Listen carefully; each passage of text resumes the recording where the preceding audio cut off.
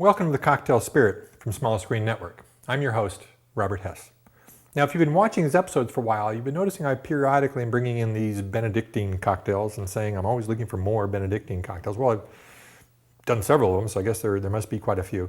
A friend of mine was walking me through some of the drinks from the Old Waldorf-Astoria book, and he said, hey, I've got this great drink I just learned. Let me show you what it is. It's called the Poet's Dream. It's a very simple drink. Basically, it's a 3/4 ounce of all the ingredients, or equal parts. So if you want to make a larger drink, you can make a larger drink. If you want to make a smaller drink, you can make a smaller drink, just by simply increasing or decreasing whatever the part was.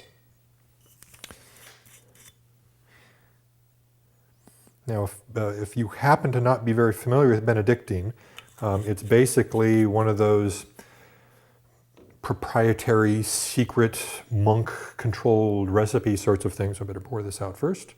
That has multiple dozens of different herbs and spices in it, and it has a sweet, herbal, complex flavor to it. It's not like a Fernet or Jägermeister sort of thing. It's softer, mellower, more herbalicious. It's not quite that same shocker that goes onto it. And therefore, I think it works better in cocktails than some of the more forward and robust proprietary recipes do.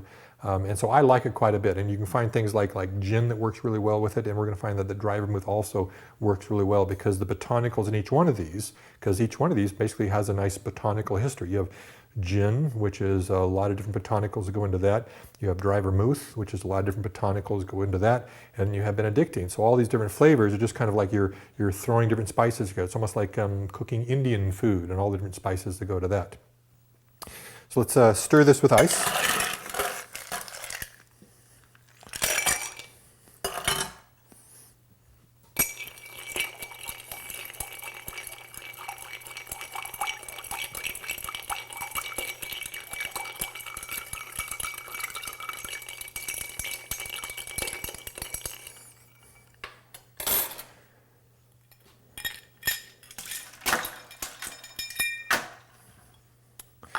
And strain it into our glass. Now, why it's called the Poet's Dream is probably anybody's guess. There is, I'm sure, a story out there somewhere of how it got its name. But Albert Crockett Stevens, in his book, doesn't really specify what that is. Now we're going to add to this a lemon twist. I'm going to take and do a peel from the lemon with a knife. It's a little more rustic at this level. You notice it's got rough edges onto it. So a nice thing to do, takes a little bit more time, is just take your knife and straighten off all the edges. I've seen people take the lemon and do it almost origami style. They cut little things into it and twist it around. It's more than I can handle right now. So we'll just take a twist over the top and drop it in.